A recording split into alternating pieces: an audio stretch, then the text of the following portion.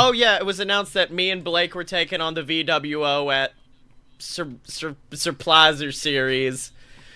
Oh, we still don't have a name for that one, do we? Series? Is that No, we still don't have an official name for it. We probably should name it this. I thought we were doing Trio Tango. Los Trios Tangos. It's the most offensive thing. I always put like a little song at the beginning, and this one's definitely going to be. Yeah, there we go. Yep. Okay, I really like Los Trios Tangos. Tangos. Okay.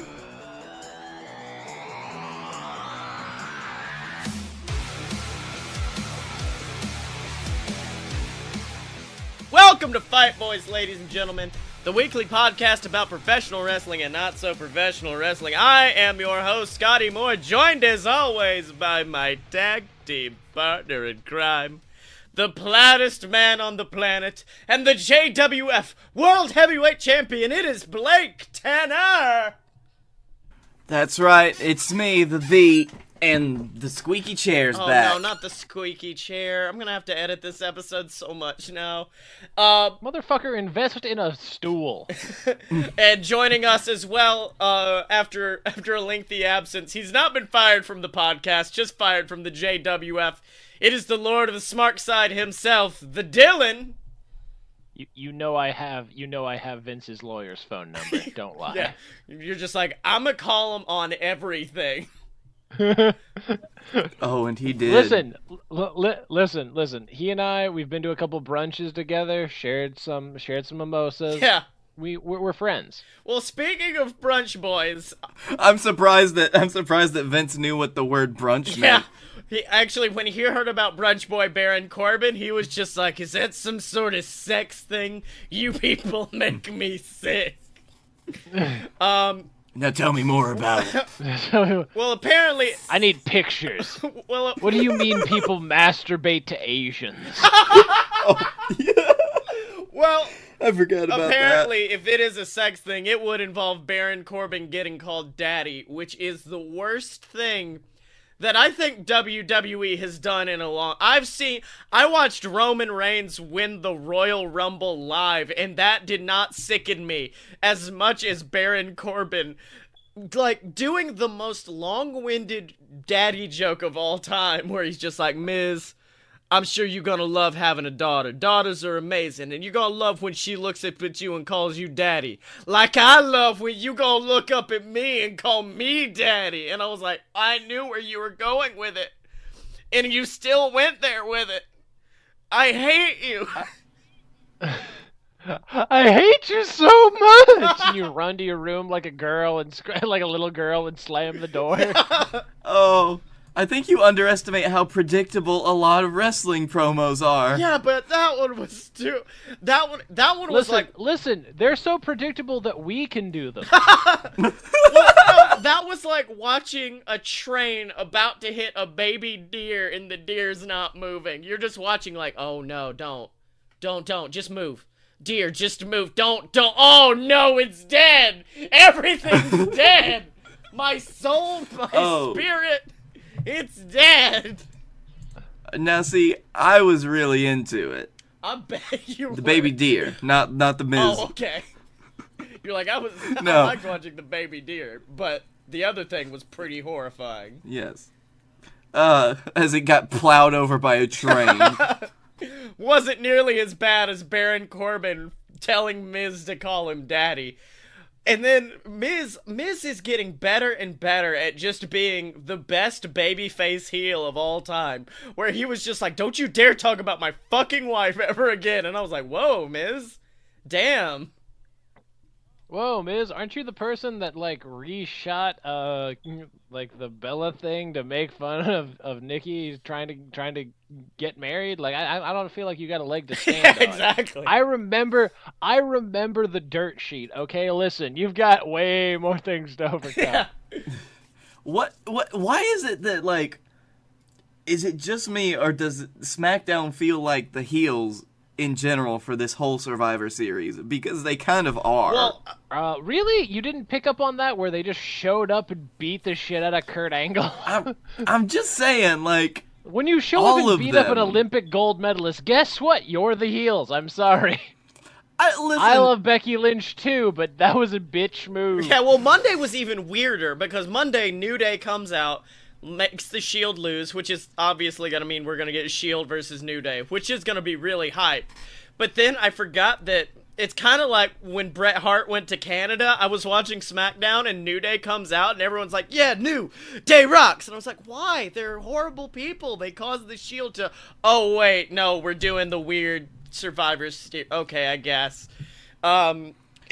Yes, because it's Survivor Series, everybody, like, everything flips on top of its fucking head. We're in WWE in the Upside Down, and faces and heels don't matter anymore, and I'm gonna shoot some lightning out of my face. Yeah, that's kind of where I was, although technically the entire Survivor Series team for SmackDown is now all baby faces. Now that WWE realized, oh shit, I think they figured out we want Cena to be the referee. And I think they figured out AJ needs to be in the Survivor Series match. What should we do? Should we have Jinder lose the title? And Vince is just like, well, he's been very successful thus far. I'd hate to pull the trigger on something like this, but I think we have to. I think what I think happened is that they like from what I've gathered reading and what I think, like, based on speculation only, I'll be honest, is that like Vince looked at the card and was just like, no. He looked at all the matches and he was just, that's not quite right. And like he talked to it with everybody and they decided like Jinder versus Brock, nobody was gonna give a fuck about that match. Right. And and plus, if Jinder's not in that match, then when AJ gets destroyed by Brock Lesnar, that's fine. Jinder getting destroyed means that they lose the Indian market, because white man takes his dick and just smacks Jinder in the face with it. Wait, and then I think Jinder? I thought you were talking about Hinder, my favorite band. Well, but he freaking, like, having him lose, and by the way, that was glorious. You did it in the UK, which is your hottest market. Yeah. You did it on free television for the first time in almost 15 years. Like, first time the WWE World Championship has changed hands overseas. Yeah. But that was really cool. But he looked at that, and then they looked at the Survivor Series things, and they were just like, what can we do to make this, like, more, like, give it more star power? Because they put Jason Jordan in there, which just brought the whole event down a notch. Yep. Sorry, I was channeling my inner Booker T there for a second. Well, no, that was another moment, like watching that deer on the road. Is like you just saw like Kurt Angle come up, train gets a little bit closer. No, please don't, just move. Then Jason Jordan walks in. No, deer, just move. I really love you, son. Deer, move, please. I'm gonna add you to the team. Fuck, the deer's dead. Hey, somebody needs to eat that first pinfall to make it look like Raw's gonna lose. Yeah. It does remind me of what was the Survivor Series where Kofi beat CM Punk and Edge in like 10 seconds? It reminds me of that one, where like there was clearly one person on Kofi's team where it was just like, well, you're just kind of there. Yeah. Yeah. But that's gonna be, I don't know. It looks really cool. I like that we've gone back to the brand supremacy one. I feel like we've been missing that for a little bit. Yeah. That's something. Although what everyone is saying now is because since you've got nothing but baby faces on the SmackDown team, it's pretty much obvious that there are two heels that are gonna come and just fuck everything up. However, the more that I'm reading about them, the more I'm realizing that Kevin Owens and Sami Zayn are basically me and Blake, where they're just backstage fucking shit up to the point where finally, apparently this weekend, someone was like, just fucking leave, please, and they got kicked off. Yeah. Apparently Vince signed off on sending them home, like, from the European tour, just sending them away. Yeah. And that's, yeah, I see that as me and Blake are Sammy and Owens right now. So, what I've been reading, which is a lot of stuff that may or may not be true, is like, at the end of their match, on SmackDown, they were supposed to get beaten up by the New Day, and they just kind of left. Well, I mean, yeah, I guess. Like, although it's worse because then if they're supposed to interfere in the Survivor Series match to basically fuck up SmackDown, it kind of ruins it because now you don't give them that much of a reason to attack them. Like, if New Day fucked everything up, then you can no, this all reeks of work to me. Oh, yeah. Like, this all reeks of a work. Yeah, that's what I'm thinking. Especially between that and between John Cena just getting handed the fucking last spot, which, by the way, Rusev had the greatest tweet ever. Congratulations to my good friend John Cena on winning his place in the Survivor Series team fair and square. Go get him, Tiger. Go get him, Tiger. I love Rusev, especially on Twitter. He very recently tweeted a few hours ago, though, sorry, my Twitter got hacked by Honest Rusev. Honest Rusev. I feel like deep down, like Vince loves Rusev. He just doesn't have anything for him. Yes. Listen, I'm gonna pick Rusev to win next year's Money in the Bank. Oh my god, I would love that so much. Going back to Zayn and Owens, though, apparently Zayn, I think he was on Edge and Christian, I'm not sure what podcast, but he was talking about his heel persona, and I love his description of it because it's amazing. He goes, I'll try to sum it up as easily as I can. The analogy that I would give, it's like you're dating a girl, and she has quirks, and they're lovable, but then you break up, and it's like, oh my god, she's so fucking annoying. You know what I mean? Like, the things you used to love about her, now you hate because you don't love her anymore. So it's almost, to me, that's where I'm at. It's not like Sami Zayn is all of a sudden dyeing his hair black and wearing eyeliner. It's just the same. It means something different because his intentions are different, and I really fucking loved that. So, Blake, if you ever turn heel in JWF, don't change a thing, my dude.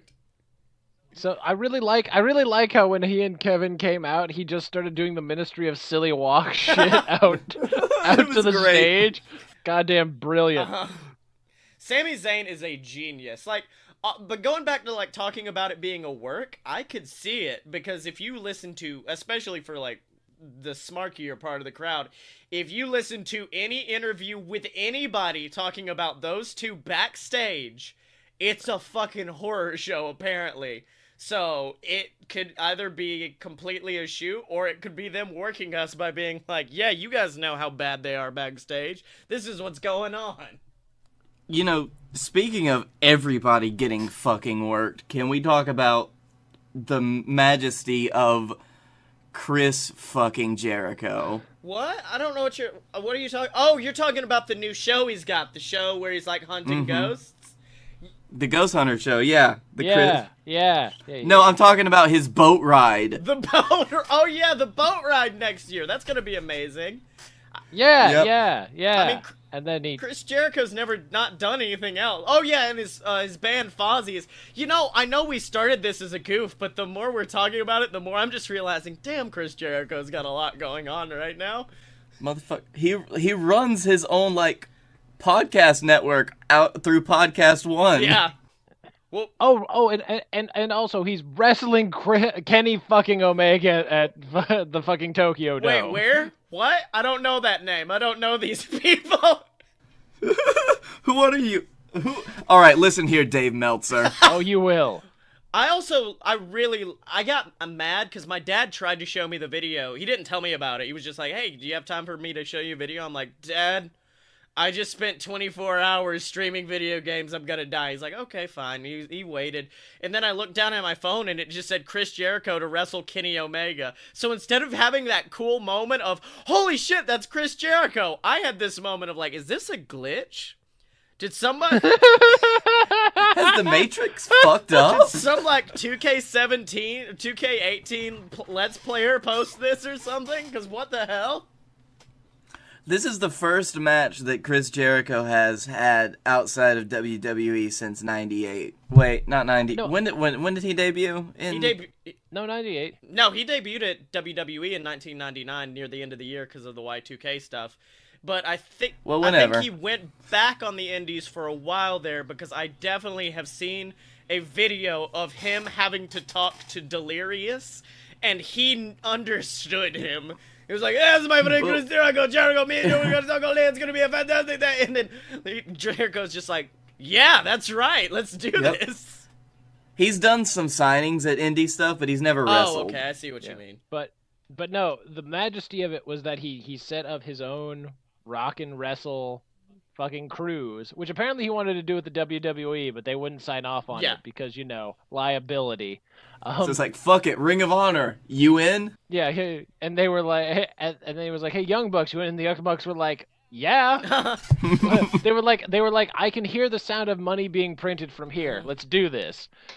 So like everybody assumed that their Twitter feud, because they've been basically Twitter like sissy slapping each other for the better part of 2 weeks now. Everybody just assumed that was going to happen at the cruise. No, motherfucker. motherfucker. Looking long term.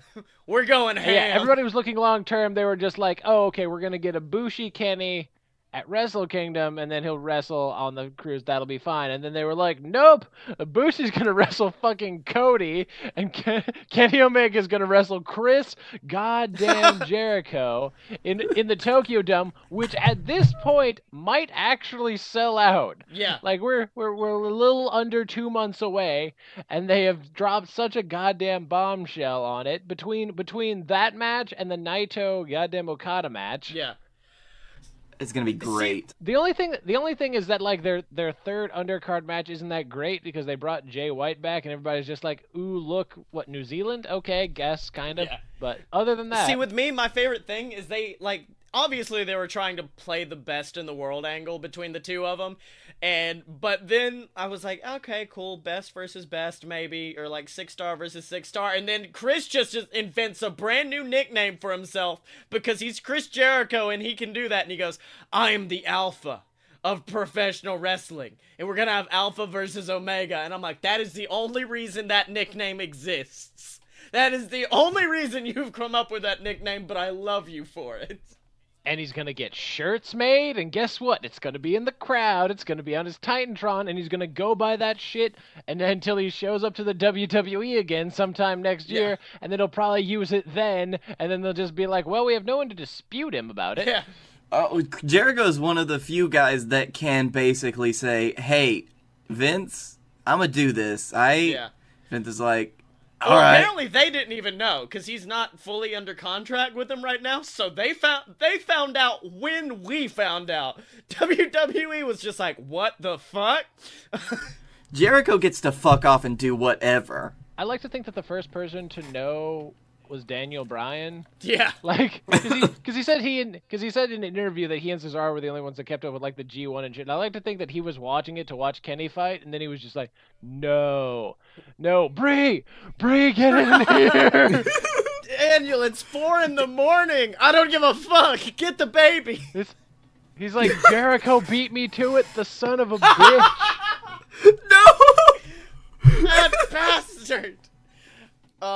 Yeah, that's There was a DM waiting for Chris Jericho when that went out. It was from fucking Daniel Bryan. He said, "You."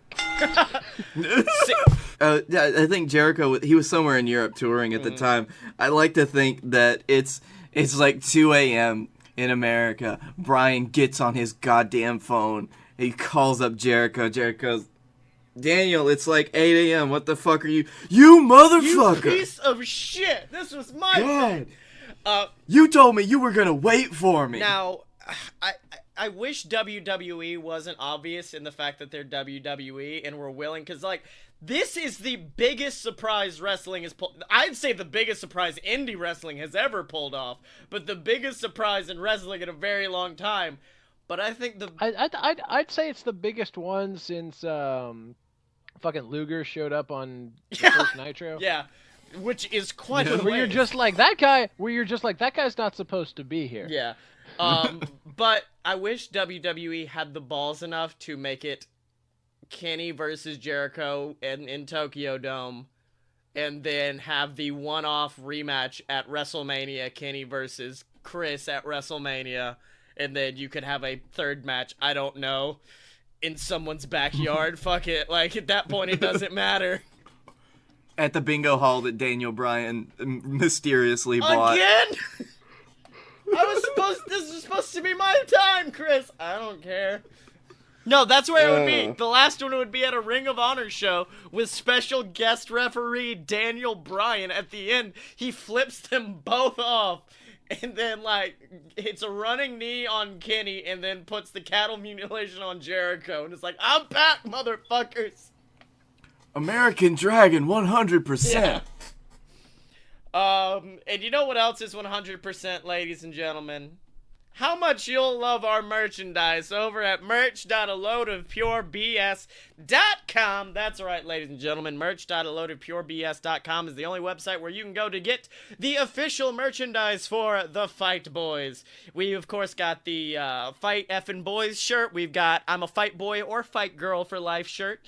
We're apparently now going to have a cut of Dylan's shirt exclusively in a woman's size so his girlfriend can, or his fiance can get it.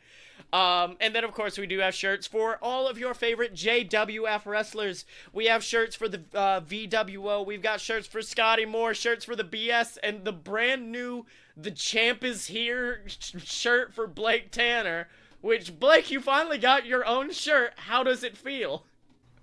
It's very comfy. I was very nervous. I just texted Blake, like, hey, man, I see you got the shirt. I need you to compare it to your favorite Dean Ambrose shirt. How is it? And you're like, it's on par. And I was like, par is good enough for me! Well, it's on par with the most comfortable shirt that I own. Yeah, right? I am tied for #1. And if you want that shirt, ladies and gentlemen, just go over to merch.aloadofpurebs, click in that Fight Boys section, pick you up a shirt. Well, guys, I think we need to move on to some of the horrifying stories that have actually come out because, like, since Ric Flair's 30 for 30 thing happened, Ric Flair has come out of the woodwork with every story ever, and they're all amazing. And not to mention, this one's my favorite because I think it proves that Ric Flair is actually Thor. Mm-hmm. I mean, Thor Ragnarok just came out, so, you know, the true Thor, though, is, of course, the Nature Boy. Let me see if I can... let's see if we can get Rick in here to tell the story. Woo! 1982. I had just won the World Heavyweight Championship, and I was flying from Miami. Now, they didn't have jetways then. Landed in a huge torrential downpour. Finally slowed down enough, just drizzling. I was the second person to come off. There's a woman ahead of me. Halfway to the door. All of a sudden, I felt this pulling. Shot sparks 30 feet into the air. Everyone screaming. Lightning had hit my umbrella right up where it had that metal tip, bounced off and hit the guy in the eye behind me and killed him. I froze instantly. Holy shit! Ric Flair is a fucking lightning bender who just like, I have the power! Put the umbrella to the sky, shot it off, and killed a man behind him. Oh, accidental murder again. Oh, I just accidentally did a murder. Uh-oh. Uh-oh, spaghetti-o. Of course, everyone's favorite Ric Flair catchphrase. Uh-oh, spaghetti-o. I just love, like... my favorite is the fact that Rick, it's a real, like, Final Destination situation where he's just like, this bolt was meant for me. My boy. Why is it wrestlers always have, like, fucked up shit happen right after they won the world title? Like, Jericho always tells the story that after he won, like, the undisputed titles, he got locked out of his hotel room, like, trying to get a pizza, barely ever got the pizza. I think he dropped the pizza on its face. No. It was just that it was cold by the time he got back to the room because the guy at the front desk was a dick about letting him back into his room. So he was like, yeah, and then I ended up eating cold pizza on the bed with my world championships. So I hope Randy had a better night being the second undisputed champion because the first undisputed championship night was horrible. I also like that somehow in my head, the eating cold pizza in your hotel room is comparable to going full Norse god and killing a man with your umbrella. I think that Vince McMahon at some point made a deal with the devil for success. Yeah. But that means that his champion is always cursed. Yeah, I can see that. That's why he's kept Jinder. Jinder is kind of... Have you ever had, like, a really cheap pair of sunglasses and it never goes away? Like, you know, you get the expensive pairs and they immediately fuck up. Your expensive pair like the Daniel Bryan style or the Ric Flair style. Well, he popped that Jinder in and I was like, good, I can just get rid of these whenever I want. Shit, it's still here. Damn it! I'm trying so hard. Yeah. So, Blake, I'm afraid for our friendship because another great friendship in wrestling is broken apart because Brutus Beefcake has gone batshit insane. I didn't think in a situation where Hulk Hogan was a party that Hulk Hogan would be the one I'm on the side of, but yeah, this is, like, I want to read all of this, but there's so fucking much that Brutus has said that it's insane, but I'll try to get through what I can. It's about time to give myself a stone cold haircut, brother. HH. Signs everything with HH. That way you know it's Hulk Hogan. Someone tweeted back, at Brutus Beefcake can take care of you, hashtag BTFBB, which is the worst hashtag of all time. Brutus replies, brother, I'd love to give the Hulkster a shave, but he won't come near me. He's too busy with my ex-wife! Hashtag. Damn. Yeah. Working on my book, which is fastly becoming a tell-all. Hold on to your bandana, brother. It's about to get real. Hulk Hogan, got the bandana glued on tight. Get a lawyer, brother. Hey, look, Hulk Hogan doesn't have that that financial backing anymore that he used to pummel Gawker, so I don't think he should be threatening anybody. Well, my favorite is Hulk then went deep. He's always been a follower and has no idea how deep the water is his leader is leading him into, brother. Like, when did Hulk Hogan become Bray Wyatt? He's let me tell you something, brother, man. I just want Hulk Hogan to show up on Old School Raw. I'm here, brother. But then all of a sudden, Voodoo Child starts playing, and he comes down wearing the boa. Oh yes, I need this now. Can you can you do that in 2K18? I feel like that needs to happen. I want to have like a segment where Bray is about to like baptize Hulk Hogan or something. He's like, man, you just gotta take a dip in the water, just touch your hands to it. And Hulk sticks his hand in, he pulls it out, he starts shaking. It's not hot.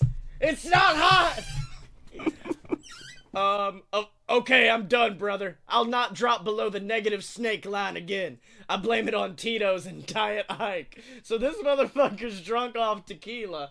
But that doesn't stop fucking Ed Leslie, who then sends it's a screen cap of an email from his wife. Had a blast with Terry last night, honey, and he can't stand you. You're trash and he knows it. Officially off. Team Hogan for life. Ha ha ha ha. Okay. I love. See, I don't know. I don't know whose team I'm on. I'm not on that bitch's team though. That bitch can die. I love that Twitter has given old wrestler beefs a new platform to start again. Mm-hmm. I just wish Honky Tonk would use it more. Yeah. All right. I'm gonna end on this one. Okay, I'm back above the snake line. Not like myself. I guess I just was remembering the way it was. Thank God for higher ground. Praying for them, HH. Then Brutus Beefcake responds.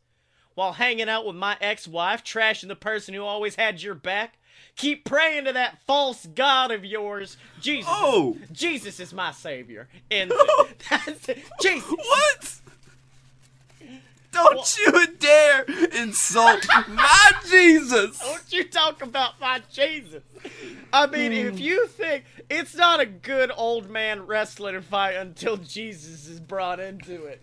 No. Until you start sissy fighting over who's got the better faith in the same God. Over who has the better Jesus? They're the same Jesus. No, they're not, boy. I'll tell you what.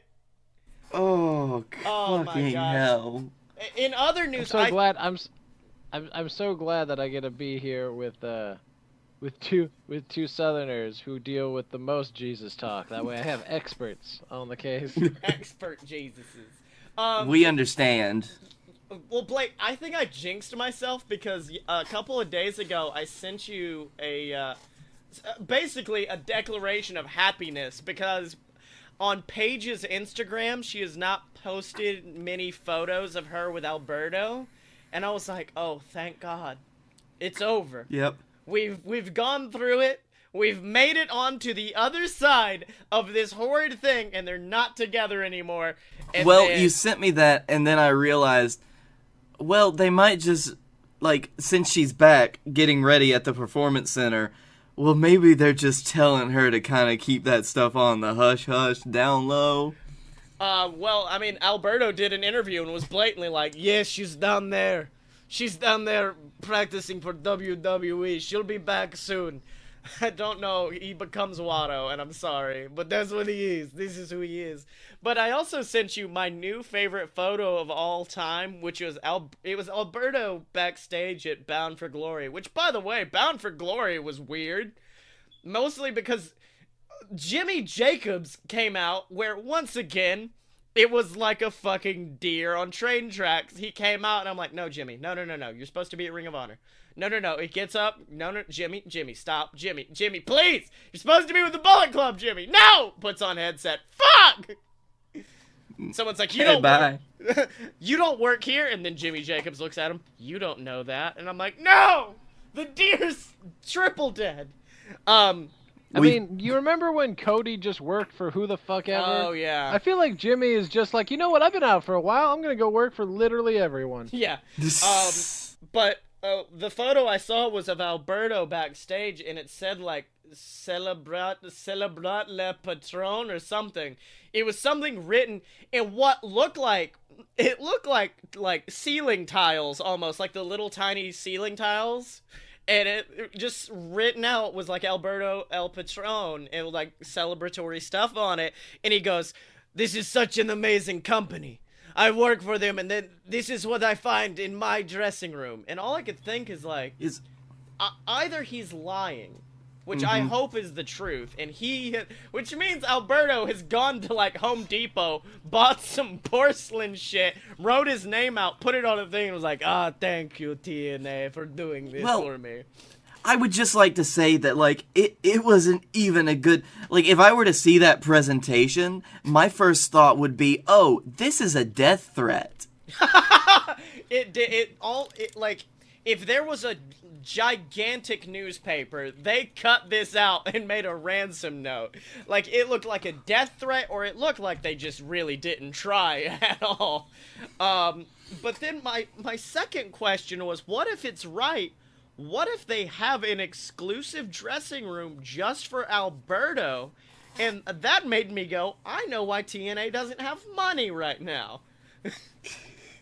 They had to pay that Alberto money. You gotta pay that Berto money to get him an exclusive dressing room. Which, I mean, they're also paying their audience $50 a pop to come watch their show. Oh, yeah, wait, hold on. I've not heard all the details of this. Do you know all the details behind the $50 a show thing? Yeah, they're paying a company that runs like that basically hires extras.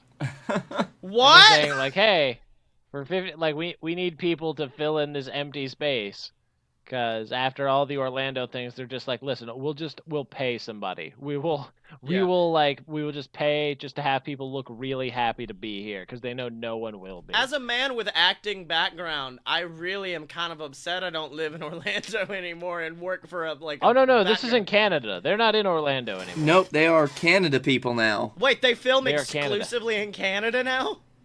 Correct. The company has moved to Canada. Man, what? What? Because you know what, suckers? I bought it.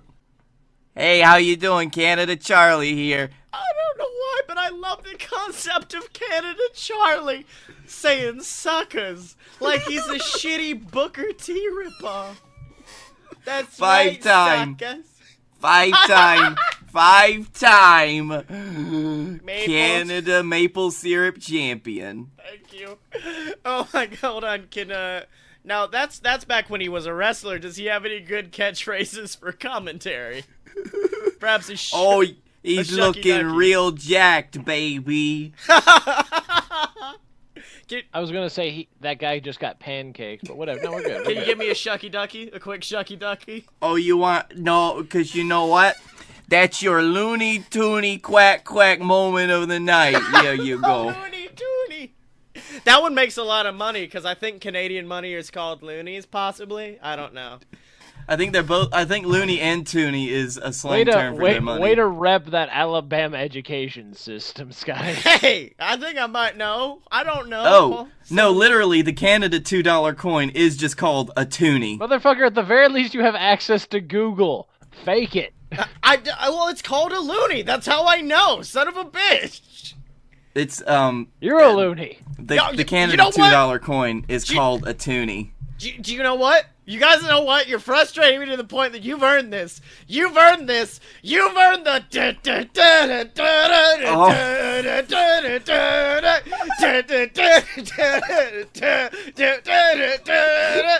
Feed me more. Welcome, ladies and gentlemen, to Talking Back, the official Conversation with the Big Guy podcast analysis series. I am your host as always. I'm the little guy for the big guy. I am Scotty Moore. Every time you do that intro... Blake, that means he doesn't need us. That means we can escape. Oh, no. Thank God. No, every time you do that music, Scotty, I always hurriedly click to look at the call to see if Dylan has dropped it. Well, I found some interesting Ryback stuff. There's been a lot of Ryback stuff, but unfortunately, I think he's been going to therapy or something, because now it's just like, yeah, I talked to Cole Cabana, it was a very nice time, it was a very good thing. Actually, this is from his podcast with Colt, so this is not normal this is actually Art of Wrestling response.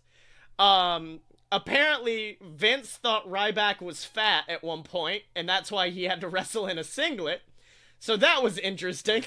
Oh God, Dylan's gone. I don't care. I was in trunks. They put me in a black singlet. It made me look like a black Big Show. I don't think he said that correctly. I look like Black Big Show.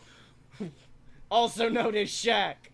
And so then he kind of keeps going. Hey, you guys talking about me again? How's it going? Up, Been a Shaq? while. Wait, what were you saying about Big Show? Oh, well, Dylan has messaged us on Facebook now, just being like, just tell us when it's over. Run away, Blake. Run. And so, my favorite now is, but he has to explain his entrance. And it's been a week where I've been kind of getting interested in how wrestlers, come up with their stuff. Like Sami Zayn talking about his heel persona. That was very interesting. Are you done? Are you done yet? No.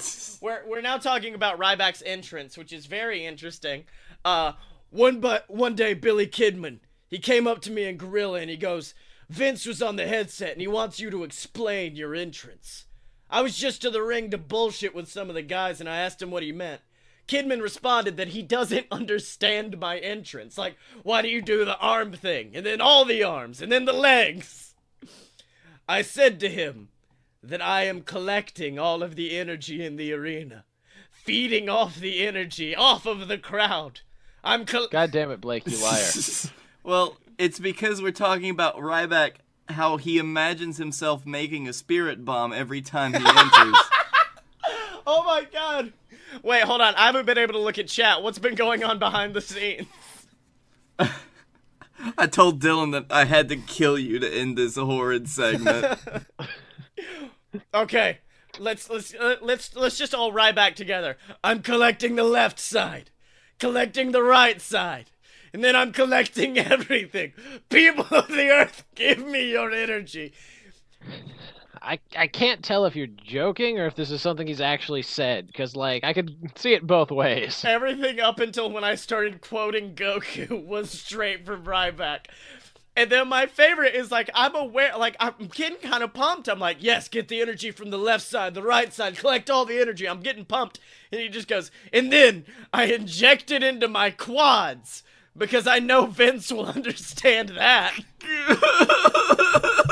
I take all that energy and then I fake inject it into my quads It's just, with the syringes that I don't have. yeah. This is really the discussion, and Kidman can hear me explain it over the headset while I explain it. I inject their energy into me, and then I shut down, and then I wake up. It's feeding time. I had to explain that to them, and then Kidman looks at me and goes, that is just so fucking weird. No shit, Ryback. Mm-hmm. Mm-hmm. That's about as that story is only second to Al Snow telling the story of him during Tough Enough. Yeah. Where he got punched in the face by one of the trainers because he said don't eat that cookie, and he did, and then he rode the escalators back and forth in the airport eating more cookies so that Hugh Morris couldn't punch him in the face another time. Oh, fuck. Oh my god, I love that so fucking much. Holy shit. Oh, and you know what else I love, guys? Other than the Ryback segment. I love... Obviously not our friendship, because you keep doing the Ryback segment. No, I just can't wait for the big payoff that one day we will be at like a WrestleCon or something doing a live podcast, and I'm gonna start doing that, and all I can pray is that Ryback walks up behind me, grabs my skull, and picks me up by my entire body and is like, yeah, now I'm on the show, fuckers. I'm like, oh. Shit. But as I was saying, ladies and gentlemen, I love all of our lovely patrons over at patreon.com/fightboys. That's right, ladies and gentlemen. Patreon.com/fightboys is the website where you can go and support these good fight boys right here. It's basically a monthly subscription of however much you want to donate, whether that be $1, $5, every single little bit helps. We get pumped. Patreon.com is essentially us coming out, collecting the left side of all of your donations, collecting the right side of donations, collect the donations, and then we inject the donations straight into our quads. And so, is that what we're calling your bank account now? Yeah, my bank account is called the Quads. And so, ladies and gentlemen, but we do have some perks over there for you, all relating to that great Birmingham, Alabama related Puroresu organization known as the JWF. Just for $1 a month, $1, ladies and gentlemen, you will become a JWF jobber. We will bring you in, say your name, give you a match, and probably make you lose to Canada Charlie or something. But if you want to go beyond... Yeah, sucker! Gotta keep Canada Charlie looking strong! I just bought Impact, bitch. I really love this change in Canada Charlie. He's got such attitude now. Oh, you know it, boyo. But if you want to go I like beyond Attitude that... Era Canada Charlie. Can we just say that we got him from the Wayback Machine and now he's just in the JWF? Yes, I'm down with We need new characters. We need fresh blood. And, of course, ladies and gentlemen, if you donate $5 a month, you will be a JWF mid-carder. We'll bring you in, give you a character, give you a storyline, even put you on a pay-per-view like Scott Moore, Guy Fieri, all the greats.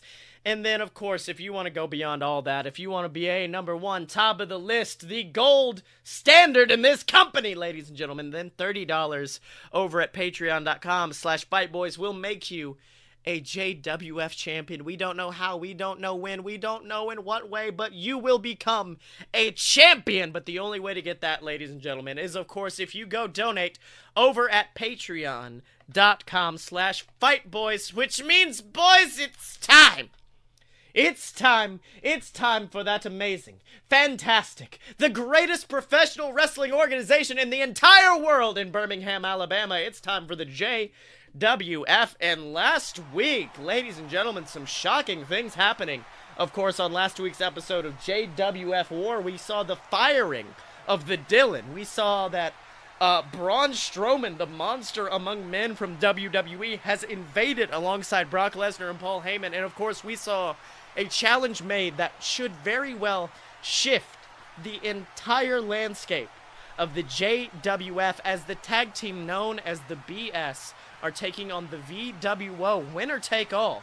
The winner takes all of the championships, the tag championships, the world heavyweight championships, and the loser is forced to leave this company forever. Now, how did you guys react to when you heard this? I mean, this is a earth-shattering match. It's gonna be Can nice. both teams lose? Fuck it. Damn it, Dylan. Think about the face of the JWF would change immensely.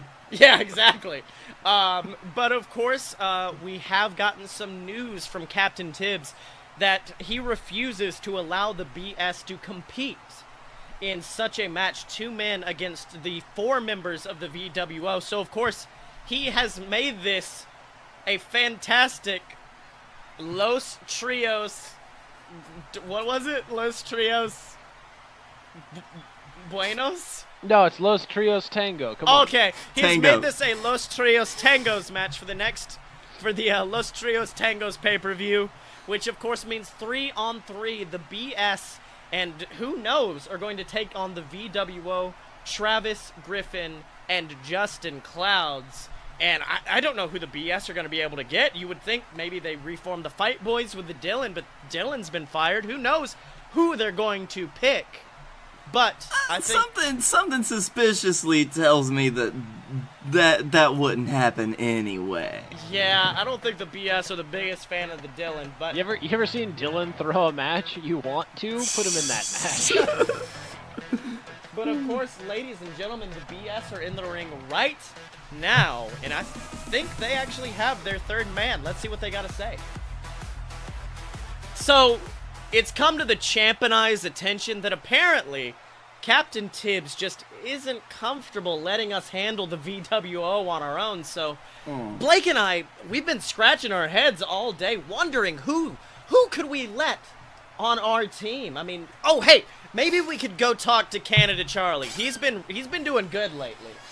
Oh, sorry, big buddy boy. That's a big no right there. Wait a minute. Wait, I got it. No. Let's get Johnny Bananas. Please, come on. Wait, who? Wait, no, I've got it.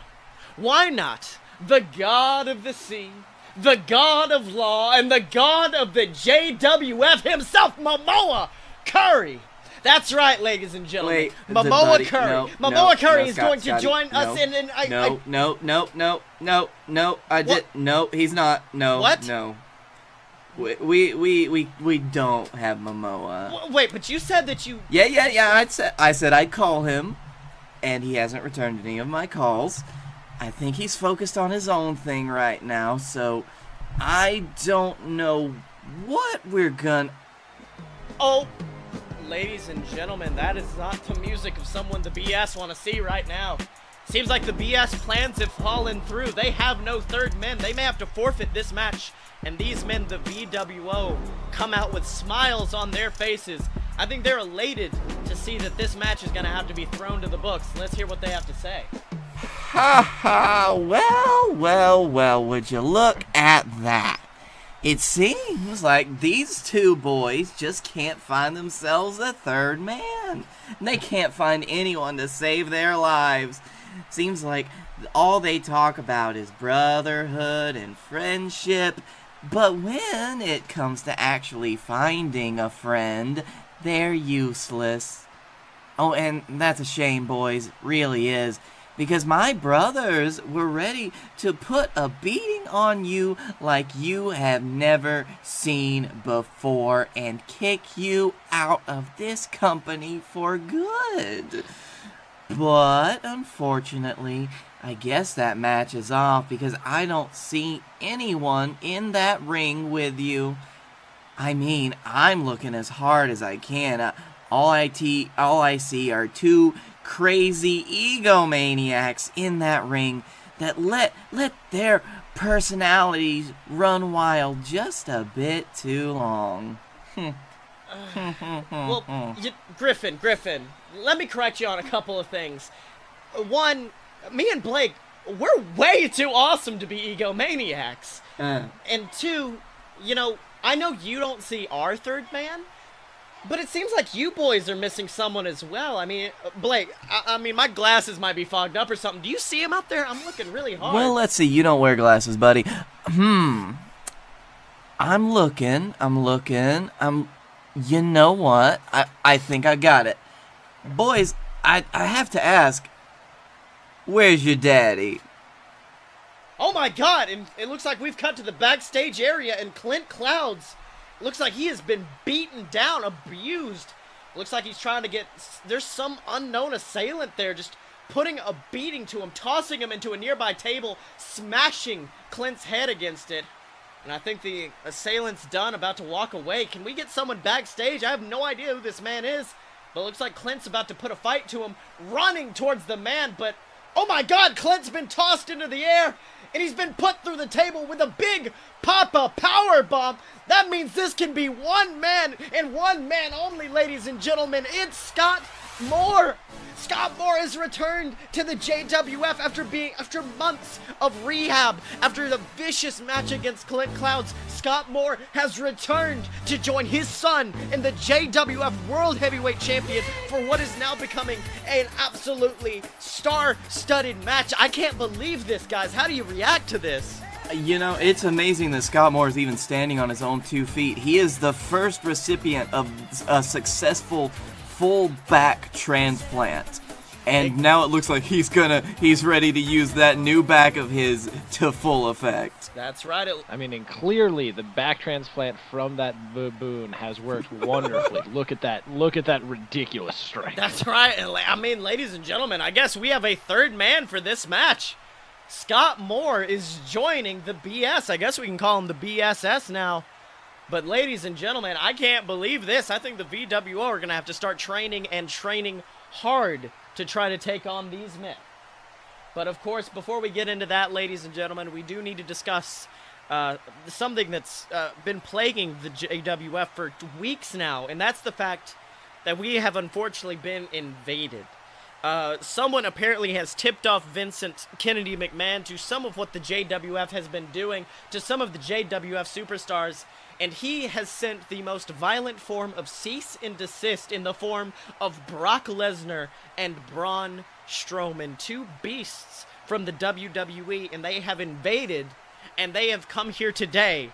And, I mean, Blake, you were terrified when they first showed up. How did you react? It's not great, Scotty. You should probably run away again. And let me tell you something, ladies and gentlemen.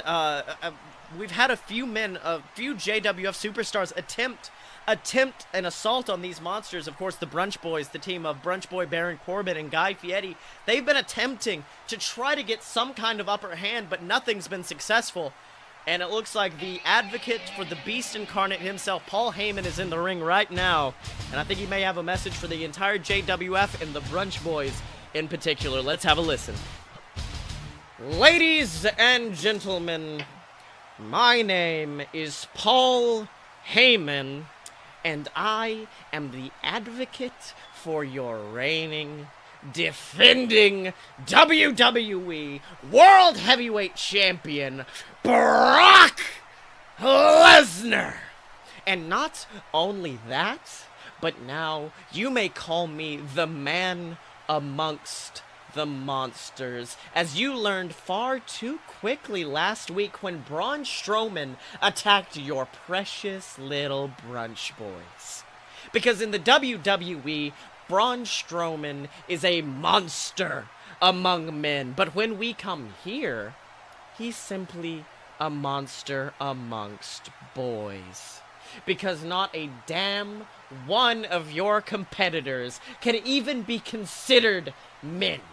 You have a man who drives around the country in a red Cadillac with bright white hair, eating food that would never even touch the lips of these devastating athletes behind me. You have a man who struggled to make it amongst the WWE universe for so long that he now resorts to slumming it with the JWF audience.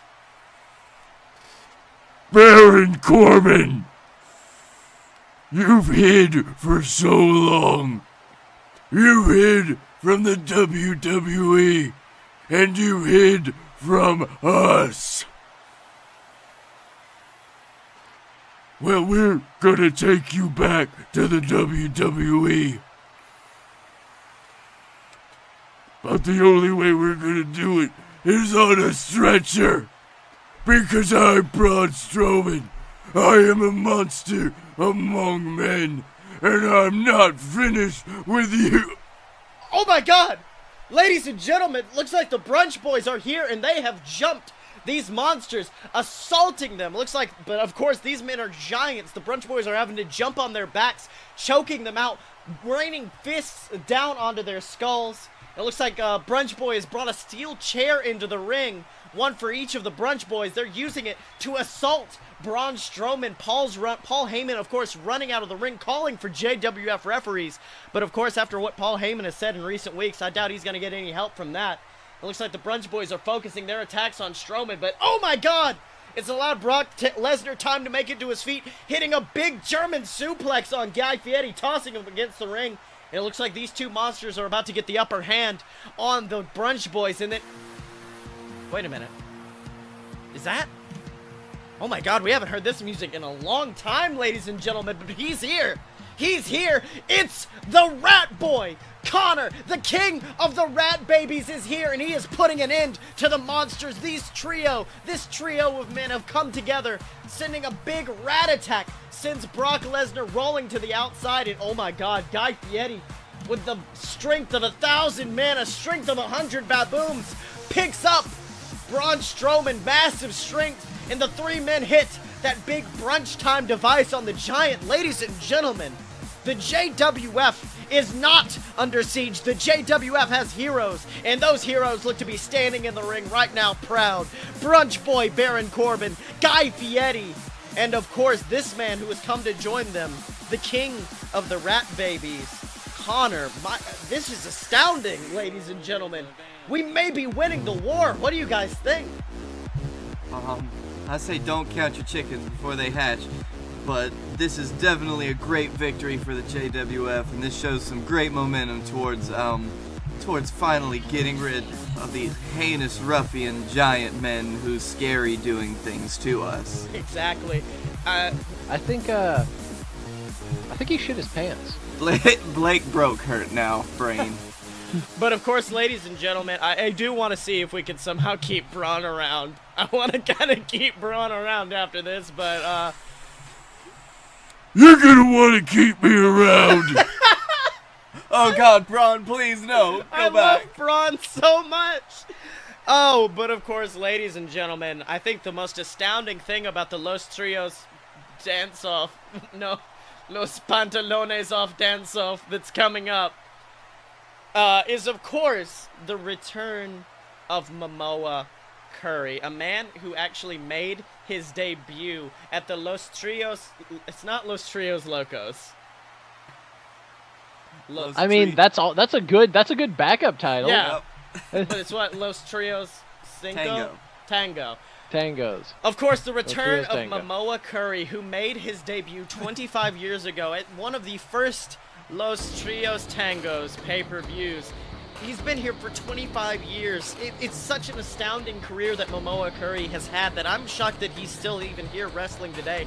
Men have debuted and ended their careers in the span of Momoa Curry's massive career. He's outlasted everyone, and he's standing in the ring right now making a triumphant speech for his return. Let's have a listen. So, guess who's back? For those of you unintroduced, let me give you a little hint. I am the god of law, the god of the sea, and the god of the entire motherfucking JWF. That's right, bitches! I'm back! And damn does it feel good to be back. You see, 25 years ago, at this pay-per-view, I debuted and the entire JWF landscape changed. But it wouldn't have changed if you fans hadn't let it. Over the years, I get every kind of kid coming up to me and asking me for advice. and I tell them all the same thing. The fans decide your fate, and I am ever grateful that you fans decided to keep me around for 25 damn years. It's been a hell of a ride. But let me tell you, that ride ain't over yet. I'm not just coming to Los Trios Tangos to watch. I'm not just coming because I'm contractually obligated to, no. I'm coming for a fight. This old dog may be close to going out to pasture, but this is still my yard, and I refuse to... No. Oh my... I can't. Oh my God, ladies can't. and gentlemen, is that who I think that is? It looks like he's coming through the crowd. He's been fired for a week. He left this company. The Dylan has returned, and he's got a microphone, and he does not look happy with Momoa Curry.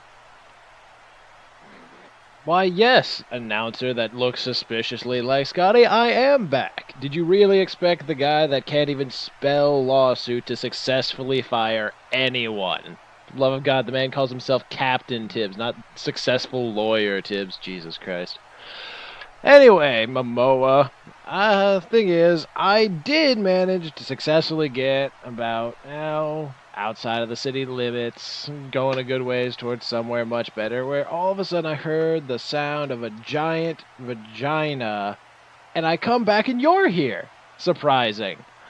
See, the thing is I just heard all of this whining and noises you were making, and it turned out you just coming back and sucking up to these fans one more time. Oh my God, they're the ones that chanted for you to, goodbye forever after you got beat by some dude in a sunbonnet who drinks mimosas. It's really kind of pathetic. I can't believe that you're actually gonna do this. You're gonna do this, aren't you? You're gonna come back, pretend that you've had some great career here in this thing that literally doesn't even equate to a bingo hall, and you're just gonna, pretend you're a legend. Well, that's fine. I mean, you are a legend among carnies. And I respect you for that, but I don't respect you for your beliefs, and I damn sure don't respect you for your wrestling ability, and I'm going to prove that. Because you want to fight, that's fine. I have a fight for you. I have a fight to show you that the fans don't appreciate you. Just like they don't appreciate me. I'm going to show you that everything is earned. And despite the fact that I've earned the respect of these fans a million times over, it looks like I'll have to do it one more time by putting bury you in that yard at Los Trios Tangos. Because it's going to be you and me in a retirement match. I hope you have your paperwork in order, and I hope you didn't invest in this company, because you're going to have a lot of time on your hands after that Sunday. Oh my God, ladies and gentlemen, how is Momoa Curry gonna react to this? I mean, like he just said, he's not through with this ride, but it looks like it might be if he accepts this match. It looks like he's got an answer for the Dylan. You're on. Oh my God, ladies and gentlemen, Momoa Curry has just put his entire career on the line against the Dylan in 2 weeks at Los Trios Tangos. I can't believe this. I mean, and you can see these two men, the vitriol between them, they're just staring each other in the eyes. And that's how this show has to go off the air, I guess, with these two men locked. And I can't react to this. Blake, how do you react knowing that not only could this be the last pay-per-view for the BS, this could be the last pay-per-view for the VWO, but it could also be the last pay-per-view for Momoa Curry. This will be a history in the making next week, and the very landscape of this company could change. I'll tell Damn you. it. And that is, it's something that's scaring the hell out of me, ladies and gentlemen. I guess we're going to have to wait until next week to find out what happens in the go-home show to Los Trios Tangos on JWF Professional Wrestling. So, boys. Run! So, Dylan, what did you learn this week? I learned that you sound like a robot in Fast Forward due to your shitty Alabama internet. No, it's all right. It's fine. And then It's just our new character. yeah. Robot Man. I also learned that Canada Charlie would be a great like Ted DiBiase, like but for the modern era. Gangsta Canadian Ted DiBiase. All right, Blake, what did you learn? I learned a couple of things. I learned one, at our first live show, it's going to be characterized by us injecting energy into our quads. And two... Yeah, you took mine, you son of a bitch. Oh. Okay, go on. To make a good podcast episode, we had to run over a deer with a train 3 times. And I, of course, learned that me and Blake are Sami Zayn and Kevin Owens, and I know what to do when I turn Blake heel. Hey guys, it's me, Blake. Oh god, that son of a bitch. Fuck that guy. And of course, you can find Dylan on Twitter at SexyChuckyT. Temporarily, I guess, until you meet him and he's like, "Can you guys cut that shit out?" Listen, if Chuck Taylor acknowledges the fact that this podcast exists, really, I feel like we should just keep going until he blocks us. Like we should just double tweets a day, just until he has no choice. So, Blake, where can they find you on the internet? You can find me at Blake A. Tanner on the Twitter. You can find me on the Darkroom Video. That's the Darkroom VIDYA on YouTube, where we do some video game stuff. Scotty, you and I just did a first in our Hopeful series of live streams of our Fallout series on our YouTube channel, the BS YouTube channel. God, Fallout Boys! You guys We're a are couple so, Fallout Boys. like, topical. What? Playing Fallout, God, that game only came out this, like, last week, right? Yeah, man. Last week, a year ago. Yeah. And you can find me on Twitter at ScottyMo. That's SCOTTYEMO. You can buy my book on Amazon. It's called Quetzalcorp, QUEZALCORP. Make sure to check out this podcast and all the other amazing BS Network shows over at aloadofpurebs.com. We got this show, Opposite Attractions, my show I do with my buddy Jim Murphy. If you like me and Blake just kind of being assholes, we have a show called A Load of BS where that's all we do for an hour, really. And then, of course, the YouTube stuff like let's see, Bad Examples, my show where I try to help people out in the dumbest ways possible. And then, of course, Fallout Boys, me and Blake's Fallout series that we just started. If you're watching on YouTube, make sure to like, comment, subscribe, do all that. If you're listening on Stitcher, iTunes, wherever you're doing that, make sure to like and subscribe over there. Every single little bit helps. Leave all the reviews you can. And as always, ladies and gentlemen, you can find us at aloadofpurebs.com. Step up to the merch table at merch.aloadofpurebs.com. Find us on Facebook, donate to the Patreon, subscribe on YouTube. You can find all of us on Twitter at Fight Boy Show. And remember, ladies and gentlemen, when you're a fight boy, you're a fight boy for life.